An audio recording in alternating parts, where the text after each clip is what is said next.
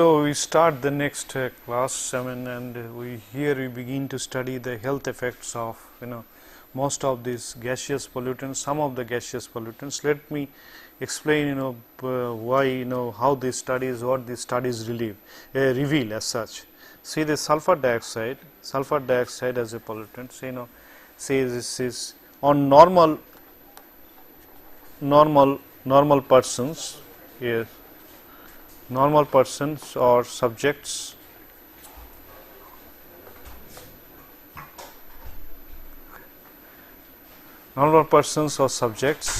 so what we see here is that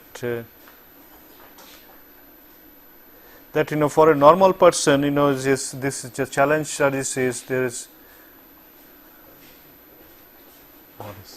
key.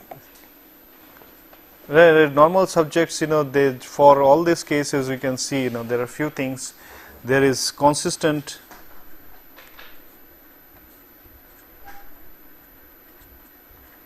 evidence that normal persons are less sensitive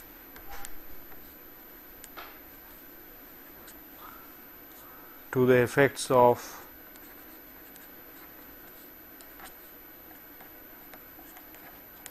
inhaled SO2,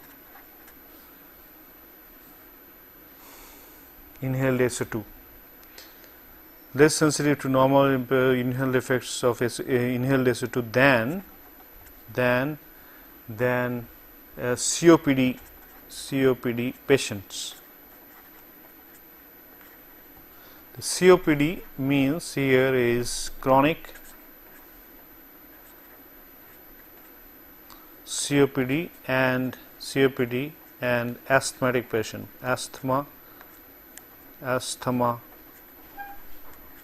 asthmatic patients. COPD is chronic obstructional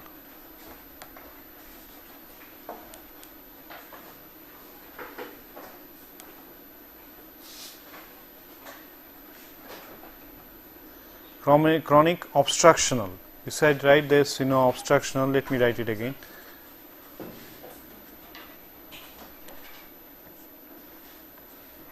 Chronic obstructional pulmonary disease.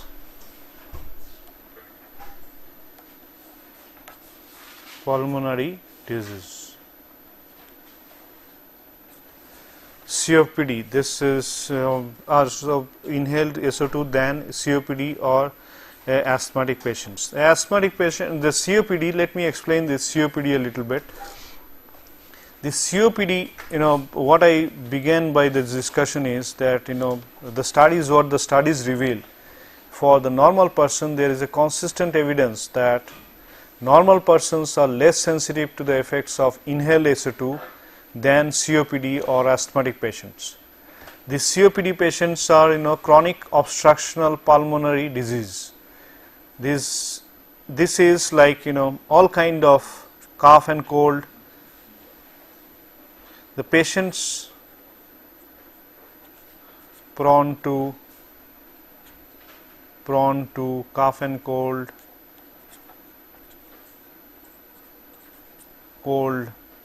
cough and cold,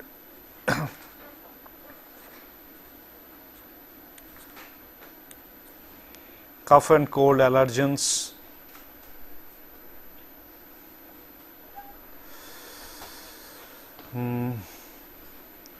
related breathing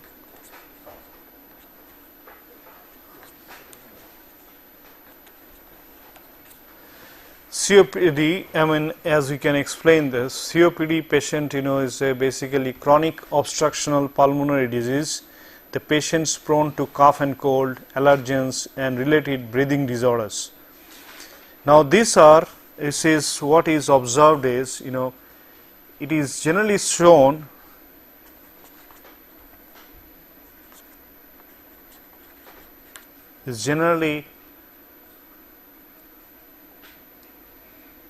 it is generally observed that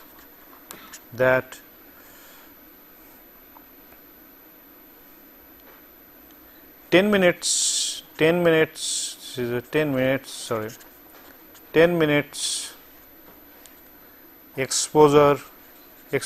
10 minutes exposure at say 1000 ppb level, 10 minutes exposure at 1000 ppb would lead to increases, small increases in airways resistance.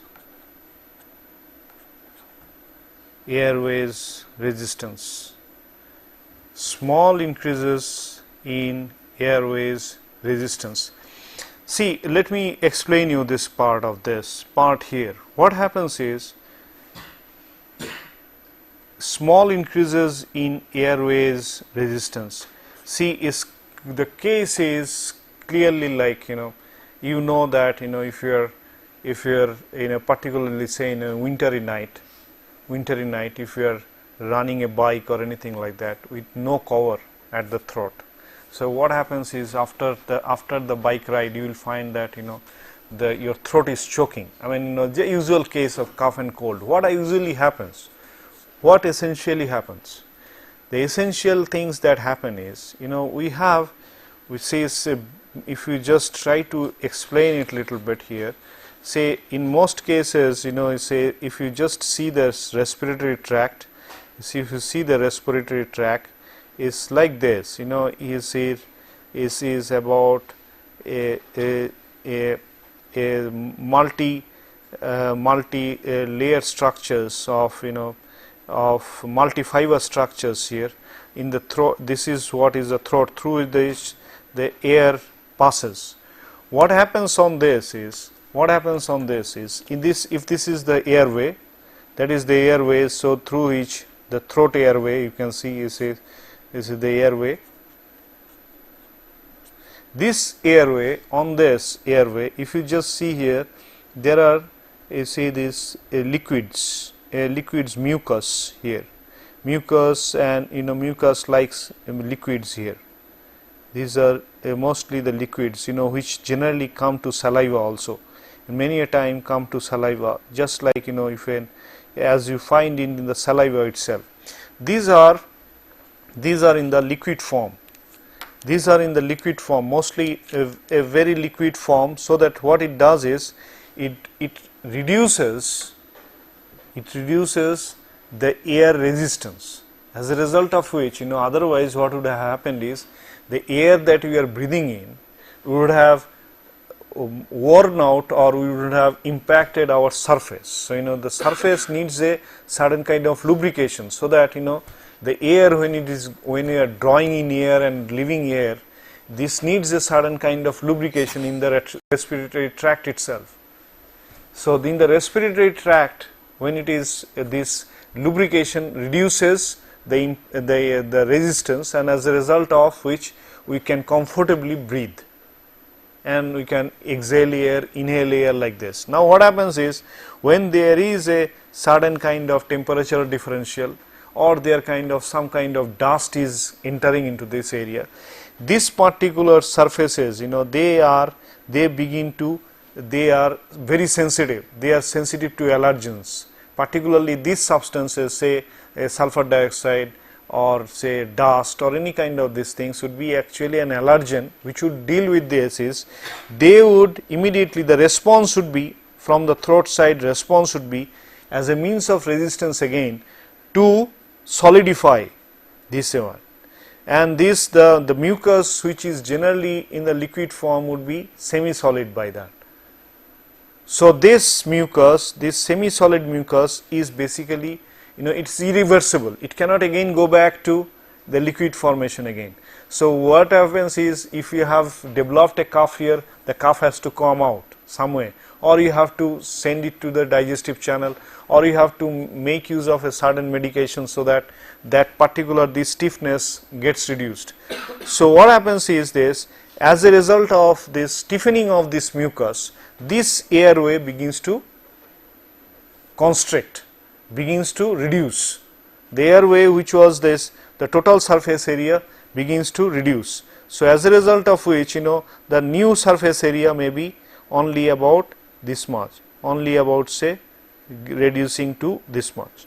So if this is the surface area through which only the air can pass, then you very well understand the lung require a certain capacity of air all the time. So for the same capacity of air, it has to breathe more, it has to pump more. So that is the typical effect of cough and cold, starting of cough and cold, and particularly this becomes very severe for those people who are extremely allergic to this kind of substances, like those who are suffering from asthma, or those who are suffering from chronic COPDs, like not asthma, but they are very sensitive to allergens. There are many people who cannot tolerate dust at any point. Even a small dust is very harmful for them. Even some pollens are very highly allergen to them. Say we live in this campus, for people like us, this pollens, when they come out, they have of no consequence. But there are some people, for whom the pollens, when they come out, the pollens from the flowers, they become extremely allergic. They become extremely allergic, and there are many people who suffer for months together due to this allergic causing substances.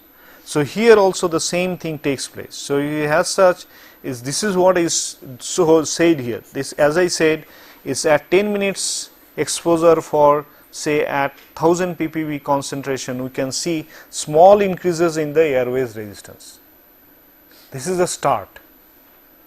In a normal subject, at 1000 ppb, when the SO2 concentration is at 1000 ppb, and if it is an exposure for 10 minutes, we generally observe a particular small increases in the airway resistance. But this is also very temporary. As soon as you go out of this environment, it can clear off, because the effect is not magnified till that point of time. But this effect begins to magnify with, as you can see, for 10 minutes exposure, so similar exposure is similar exposures at 4 ppm or greater,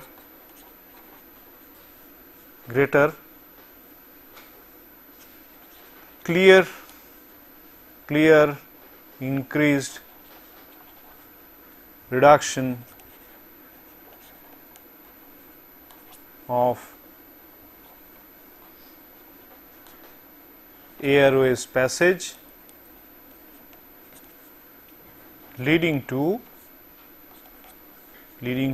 increased resistance.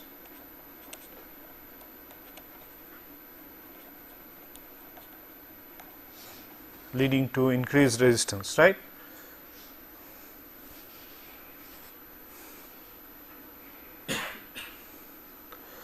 When we see this in asthmatic subjects, particularly the effects of SO2, particularly as you can see, as the exposures become more and more, there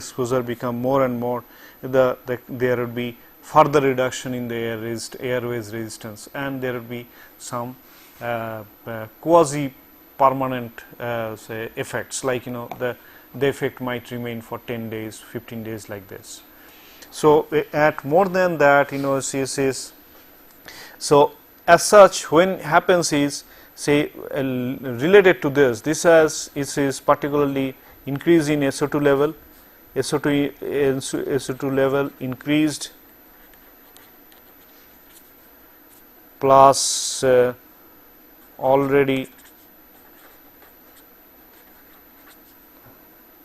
already affected with cold,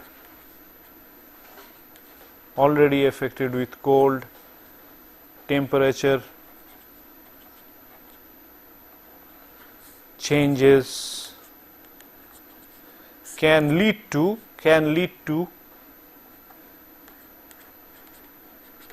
increased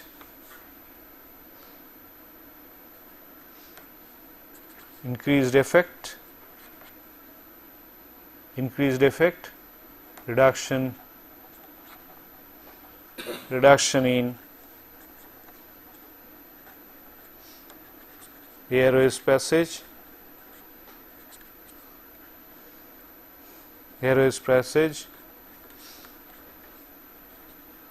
bronchial infection,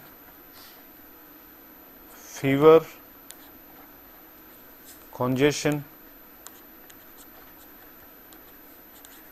etc. So you can see this, that this is the effect of SO2. I mean, say in an asthmatic substance,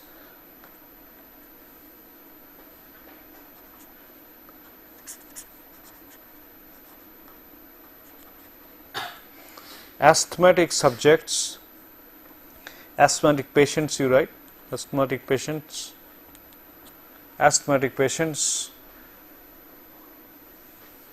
there is airway changes, whereas the first one is, say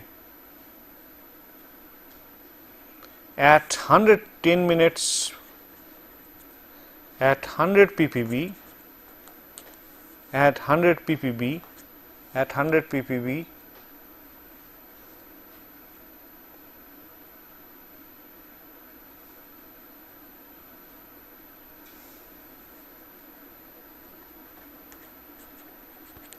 increased airways resistance takes place. What started as, for a normal subject at 1000 ppb can be observed at 100 ppb for asthmatic subjects. Asthmatic patients would start as an earlier time, so they will be more directly affected by the presence of sulfur dioxide. When you can see this,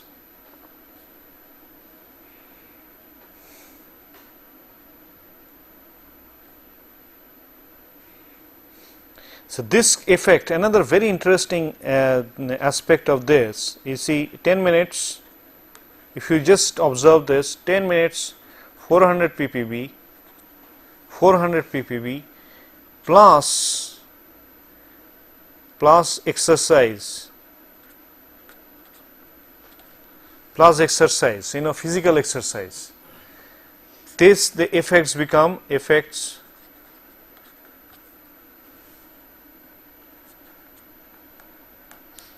more pronounced. Effects gets more pronounced. So that is what, one reason for which, if it is a heavily polluted traffic way, or heavily, slightly polluted traffic way, particularly say during the time when there is a vehicular pollution is more, that time one should not run across, mostly along the roadsides. One should not run along the roadsides, because in such cases the possibility that you can catch cold, or you can have some kind of infection, breathing related infection due to the allergic response. Remember all this, these are mostly the allergic response. Allergic responses are like this. It's not a bacterial or say fungal reactions like this. It's an allergen. That is also allergen related, but relatively different. Here what happens is that this particularly this substances, a high dose of relatively high dose of sulfur dioxide can initiate irritation in the air passage in the throat,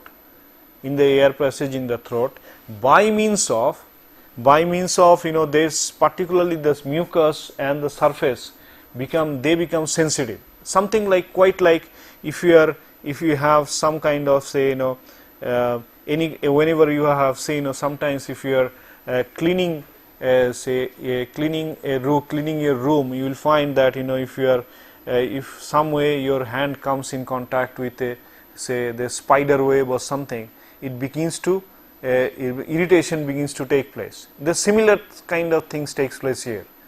The usual contact itself, that is what is happening there.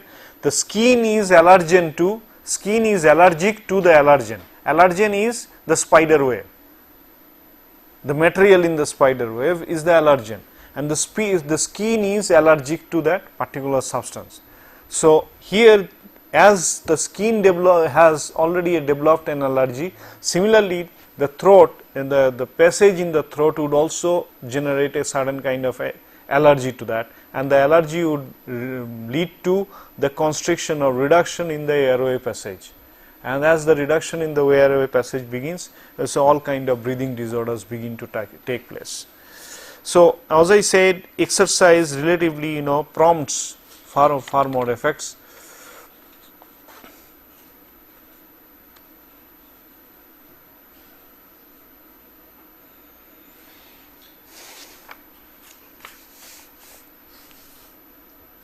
See, there's something to relate it to is the morbidity study.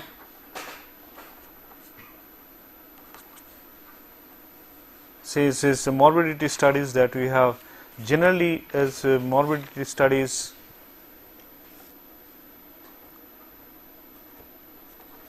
So the conclusion in the morbidity studies is morbidity studies say increased exposure. These are the temporary effects. The increased effects is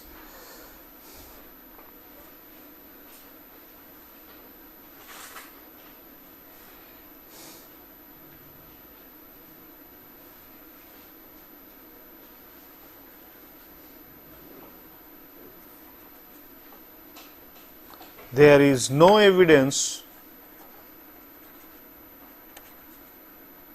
to suggest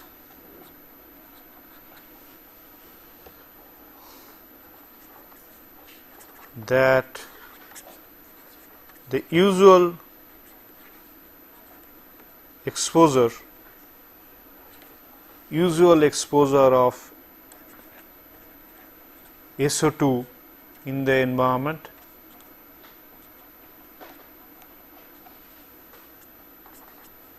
for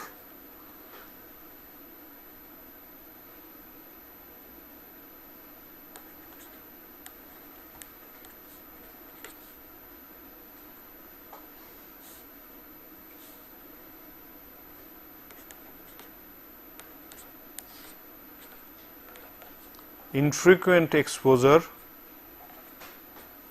there is no evidence to suggest that the usual exposure of SO2 in the environment for relatively infrequent exposures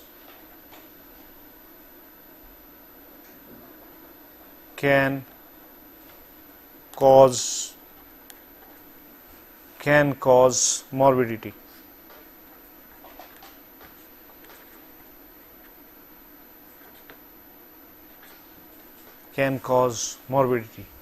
There is no evidence to suggest that the usual exposure of SO2 in the environment for relatively infrequent exposures can cause morbidity. However,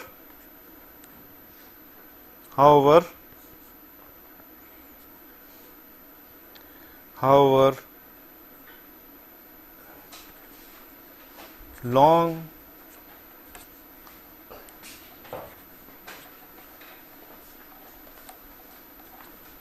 continuous exposure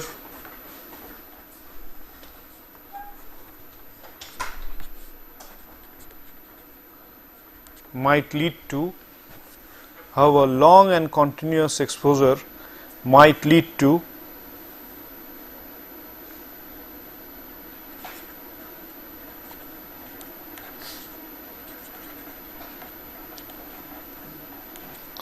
permanent deformations of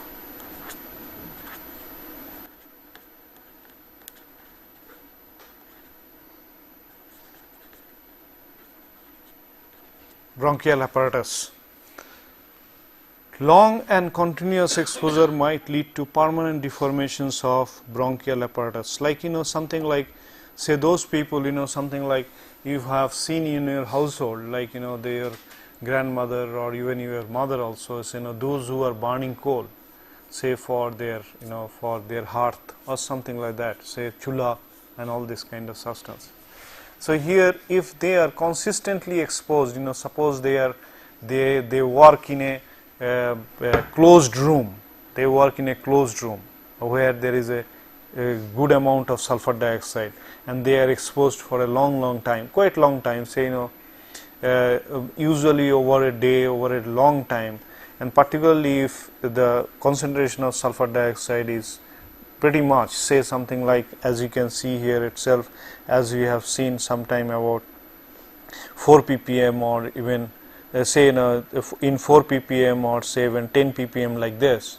In such case, a consistent exposure might relate to some kind of permanent morbidity. Morbidity can result in the sense, like a certain part of the bronchial apparatus might be completely damaged. Say a lung may be not working in the same capacity, the capacity has reduced, so the permanent deformation has taken place. So there may be other kind of disorders that can take place due to that kind of situation. So this morbidity, these are the morbidity studies, which says that SO2 can impact that. Mortality, mortality studies, just to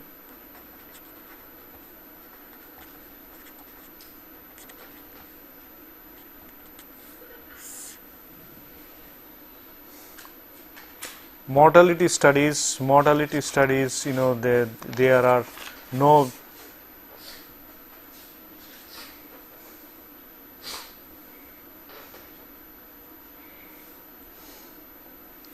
in cities with heavy SO2 smogs, heavy SO2 smogs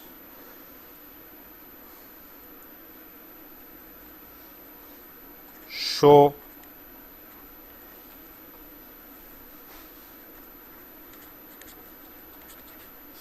increased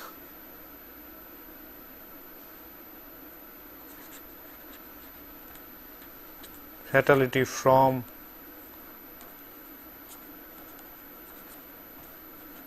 hospital records.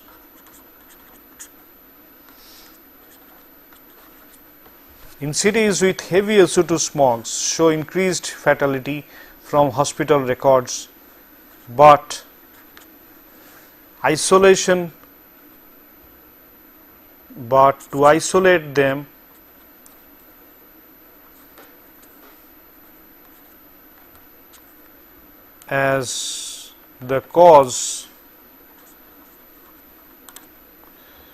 to isolate them as the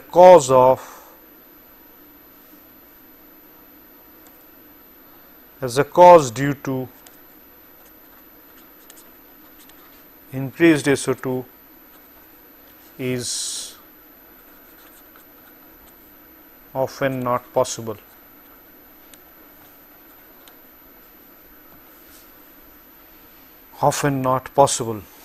So you can see, but it says that what is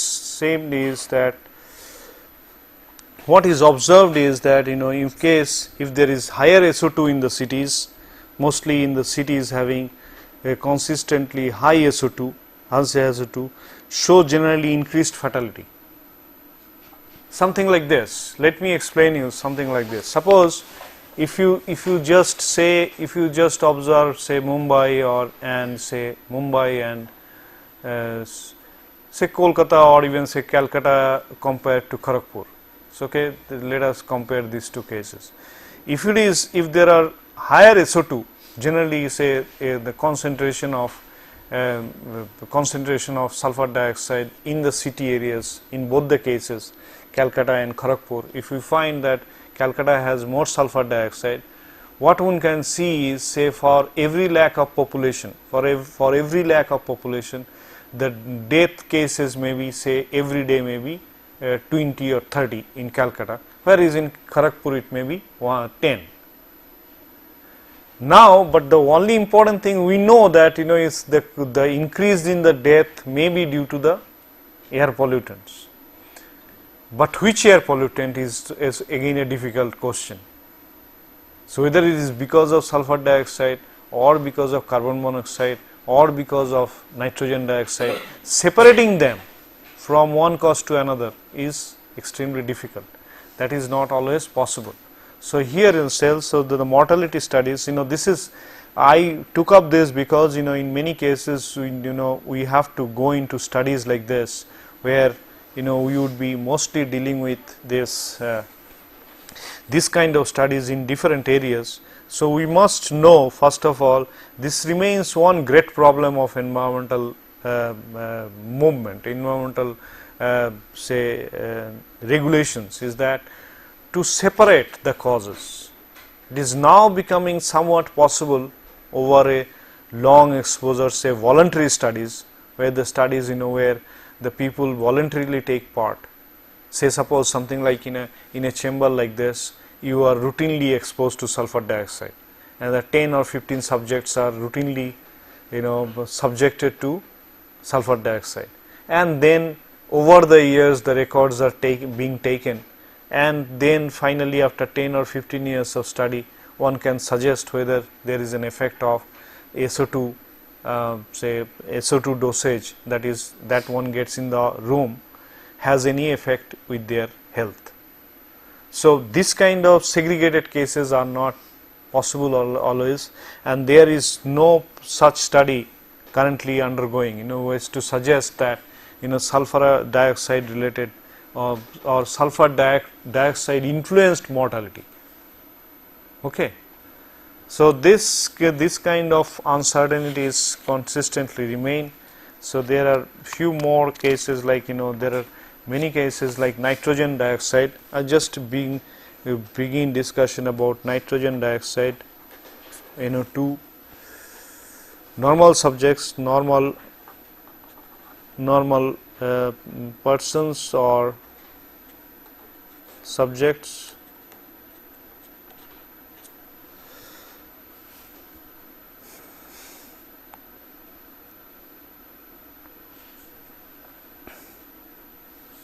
exposures of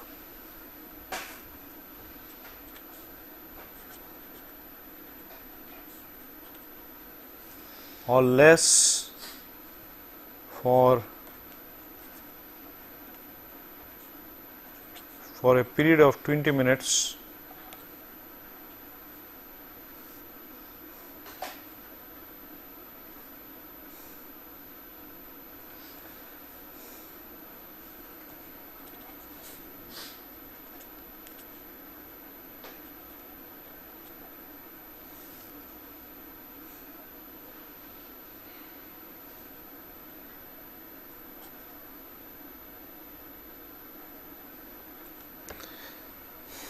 exposures of 100,000 ppb or less for a period of 20 minutes to 2 hours show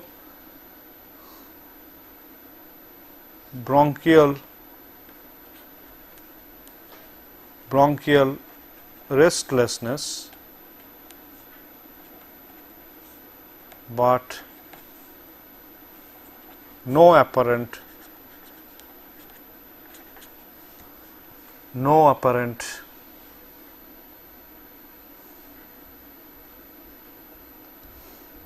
loss in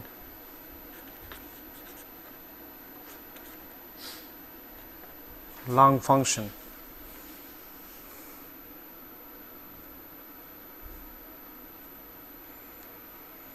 However, exposures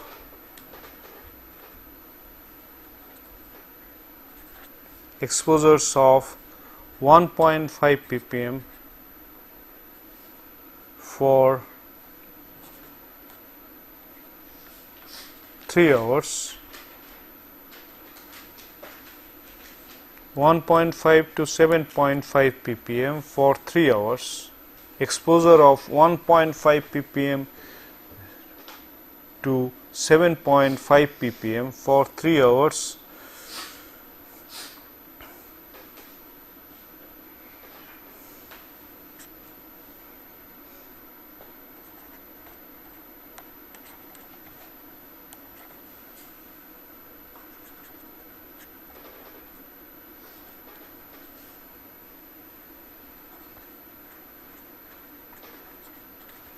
bronchial responsiveness is visible by disrupted lung function. See here in the first case, in SO2, I never referred to lung actually. It's generally in case. Here it is, we are referring to lung. So nitrogen dioxide at this concentration can, have effect on the lung.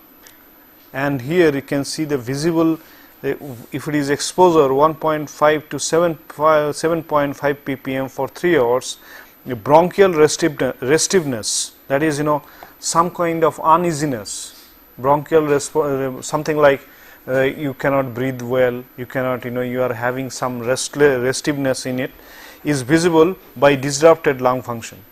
So, but before that, as you can see, 1000 ppb or less and 20 minutes to 2 hours show bronchial restlessness, but no apparent loss in lung function. There will be some uneasiness, but there is no loss of lung function. So this is what is the effects. Patients with say COPD and asthmatic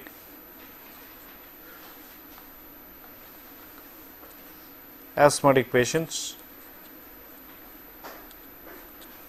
COPD and asthmatic patients,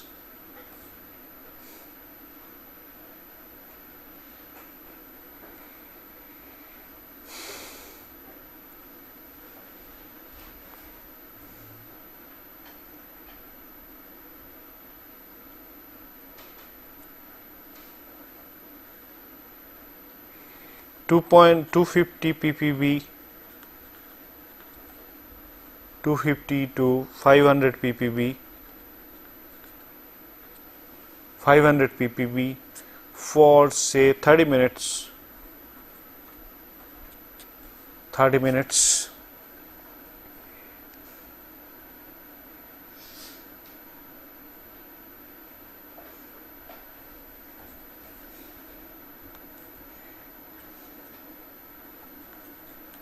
Visible lung function disruption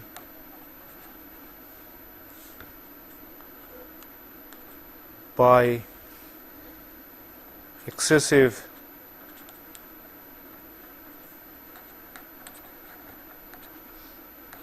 breathing and restlessness. Visible lung function disruption by excessive breathing and restlessness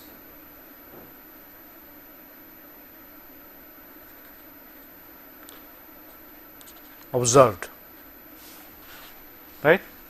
This is 30 minutes, just as COPD patients, as you can see, this is 250 ppb to 500 ppb for 30 minutes, visible lung function disruption by excessive breathing and restlessness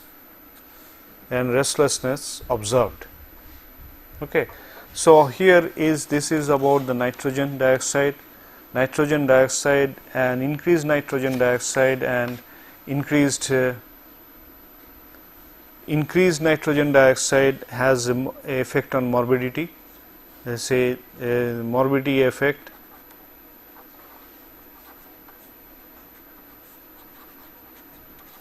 morbidity effects at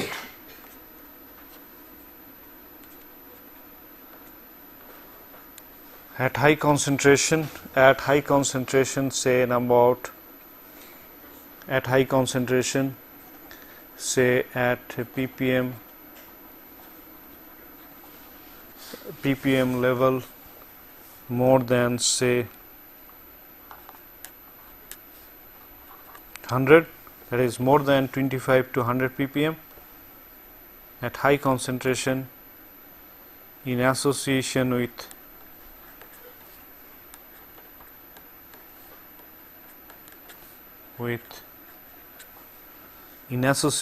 other pollutants at high concentration in association with other pollutants at high concentration ppm level more than 25 to 100 in association with other pollutants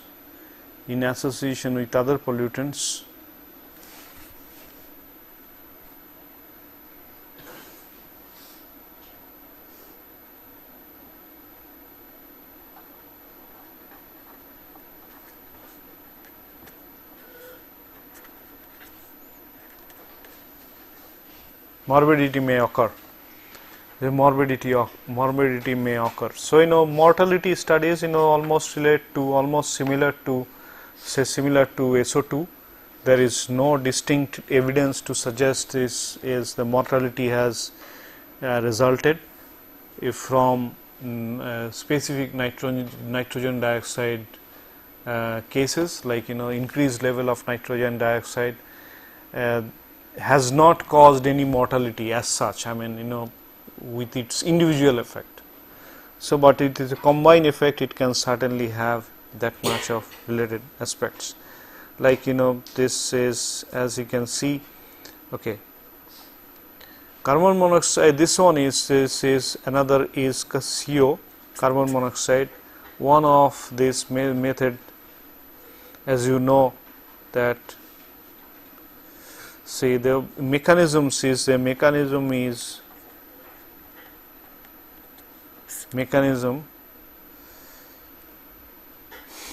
so let me tell the mechanism first.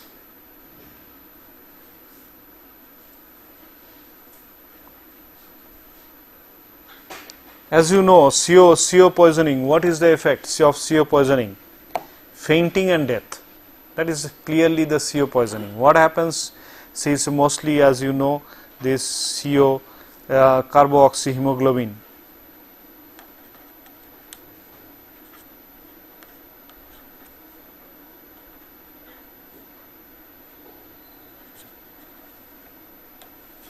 Carboxyhemoglobin, COHB results.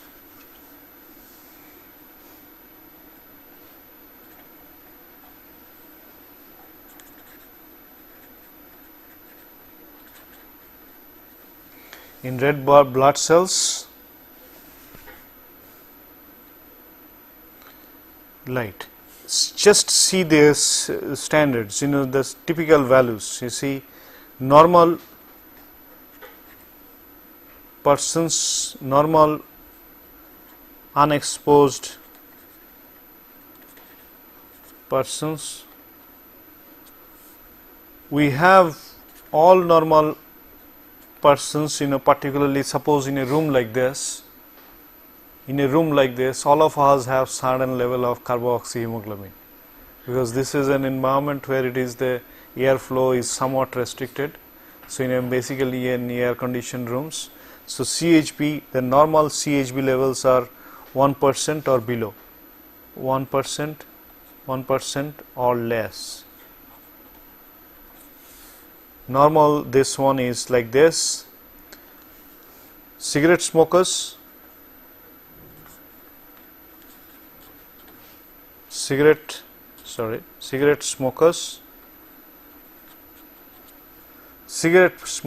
this can rise up to, say, COHB is 4% to 15%.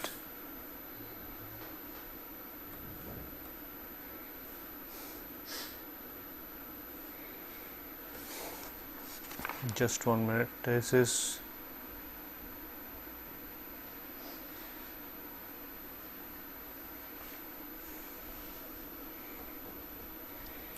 so here it is a cigarette smokers, mostly about that, this the cases of fatality cases,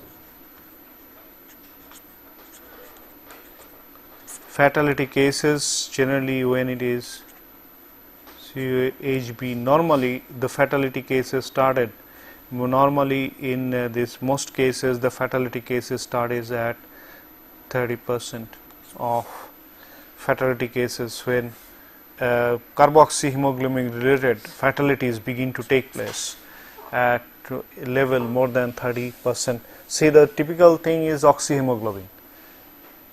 So, oxyhemoglobin is when the oxygen combines with hemoglobin. So, when oxygen combines with hemoglobin is just for a transfer of oxygen from the air to the blood. So, this the hemoglobin becomes a medium by which it can the blood carries the oxygen across the veins to different cells. Okay.